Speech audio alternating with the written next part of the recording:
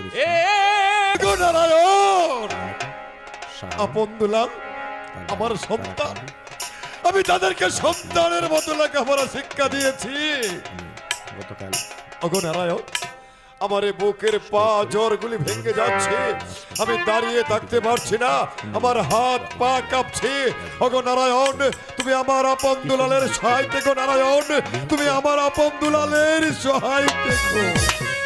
সেনানায়ক মীর কাসেম আপনার দুলালকে আমার বাড়িতে নিয়েছিল, আমি যেন নিজে সন্তানের মতো তাদেরকে লেখাপড়া শিক্ষা দিয়ে আদর্শ মানুষ করে গড়ে তুলি।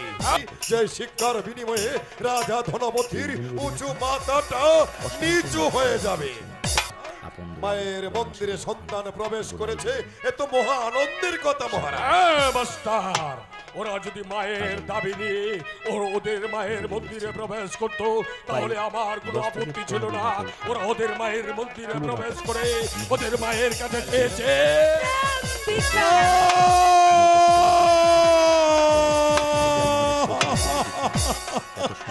না না না, বলবেন না মহারাজ, অমন করে বলবেন না। আপনার কথা যদি সত্যি হয়, তাহলে আমি মনে করব আজ থেকে কোনো সন্তান কোনো মায়ের বুকের দুধ পান করবে না।